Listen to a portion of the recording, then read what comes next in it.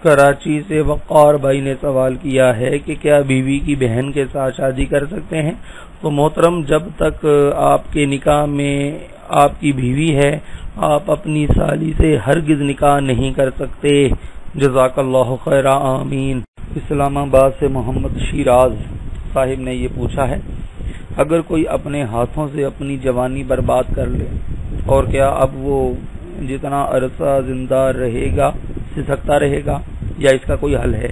اگر گھر والے اس کی شادی کرنا چاہیں تو کیا وہ شادی کر لے، کیونکہ وہ شادی کے قابل بھی نہیں ہے؟ تو شیراز بھائی، بات اصل میں یہ ہے کہ اپنے ہاتھوں سے جوانی برباد کوئی ایک دن میں نہیں ہو جاتی۔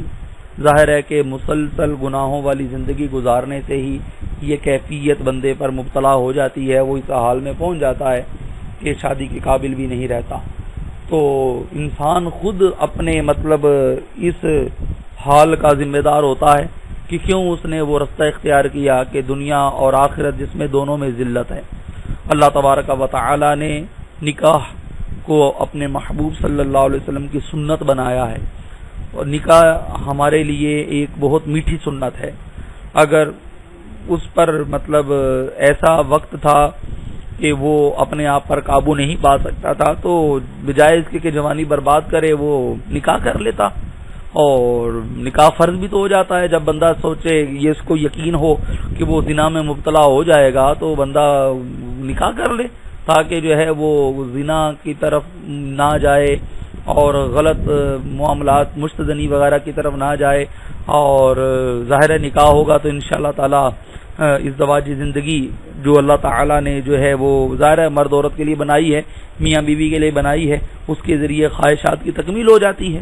تو اب مسئلہ یہ ہے کہ اگر کسی نے اپنی جوانی برباد کر لی تو چونکہ یہ گناہ بھی ہے تو اللہ تعالیٰ کی بارگاہ میں رو رو کر اس کی معافی مانگی جائے، رو رو کر اللہ تعالیٰ سے معافی مانگے اور پھر اپنا مستقل علاج کروائیں۔ علاج کروانے کے لیے کسی اچھے اسپیشلسٹ سے رجوع کریں جو کہ صحیح طور پر علاج کر سکے، اور تعویذات بھی استعمال کیے جا سکتے ہیں، بلکہ دونوں کا استعمال جاری رکھیں، اللہ تعالیٰ آسانی فرمائے۔ جہاں تک شادی کی بات ہے تو یاد رکھیں کہ جو بندہ صحبت پر قادر نہیں ہے وہ شادی نہیں کر سکتا، کیونکہ شادی کرے گا تو اب چونکہ وہ دخول پر قادر نہیں ہے اور ایسا نہیں ہے کہ وہ اپنی بیوی کو سنبھال سکے، تو اس کے لیے شادی کرنا گناہ ہے، اور وہ لازمی بات ہے کہ بیوی کے لیے بھی وہ بہت برا جو ہے وہ کرے گا، اس عورت کے لیے بھی جس بیچاری کو یہ پتہ ہی نہیں ہے کہ یہ شادی کے قابل نہیں ہے، ہرگز یہ شادی نہ کرے، پہلے یہ نکاح کرے۔